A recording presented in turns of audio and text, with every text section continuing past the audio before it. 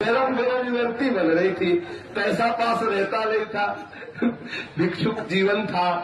जलेबी की तरह इमरती की तरफ देखा, मुंह में पानी आ गया, कदम रुकने लगे तो हमने मन से कहा भैया अपने पास पैसा तो है नहीं।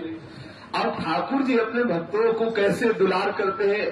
तत्काल एक पीछे से आए, बोले बाबा हमारी इच्छा है 50 रुपया ले लें, आप एक भेंट लेंगे। तो हमने कहा ये इमरती के लिए आया है। ले लिया हमने उसको। अब इमरती लिया तुरंत, और बस मन ने कहा बस एकांत चलो यमुना किनारे, तत्काल गरम गरम पानी। बस गुरु आज्ञा सवार हो गई। नहीं, पहले चल के श्री जी को भोग लगाना है, फिर बांटना है, तब पाना है। मन बार बार नाराज होता कि गरम गरम खत्म हो जाएगा, होगा नहीं, पहले श्री जी को लगाना है। वहां आए, श्री जी को भोग लगाया, और जब उसे बांटा तो ठंडी और एक दो मिली। मन में कहा कभी हम नहीं कहेंगे कि गरम गरम पाना है। प्रभु को अर्पित करते ही ये हमने चमत्कार देखा है। जिसमें ममत्व हो, जिस वस्तु पदार्थ आदि में, वो प्रभु को अर्पित कर दिया जाता है। तो जो प्रभु को अर्पित किया जाता है वो प्रसाद हो जाता है, और प्रसाद दुखों का नाश करने वाला होता है। लेकिन ऐसा नहीं कि दिखा के चट पा लिया, ऐसा नहीं। जिसमें राग हो उसको जरूर भोग लगाओ और बांटो, अकेले मत पाओ। और जब बांटने के बाद जो प्रसाद मिले उससे पाओ, फिर देखो उससे प्रभु के आनंद का अनुभव होगा, आत्मानंद का अनुभव होगा। गरम गरम इमरती बन रही थी, पैसा पास रहता नहीं था, भिक्षुक जीवन था। जलेबी की तरह इमरती की तरफ देखा, मुंह में पानी आ गया, कदम रुकने लगे तो हमने मन से कहा भैया अपने पास पैसा तो है नहीं।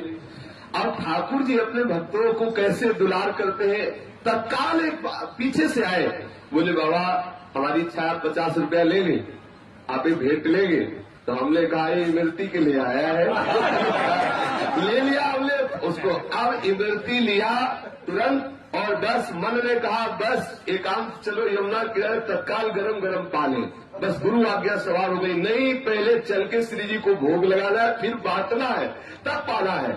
मन बार बार नाराज होता कि गरम गरम खत्म हो जाएगा, होगा नहीं, पहले श्री जी को लगाना है। वहां आए, श्री जी को भोग लगाया, और जब उसे बांटा तो ठंडी और एक दो मिली।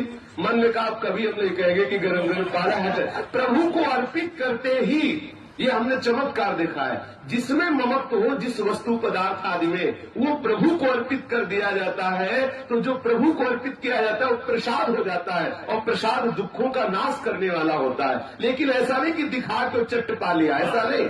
जिसमें राग हो उसको जरूर भोग लगाओ और बांटो, अकेले मत पाओ। और जब बांटने के बाद जो प्रसाद मिले उससे पाओ, फिर देखो उससे प्रभु के आनंद का अनुभव होगा, आत्मानंद का अनुभव होगा।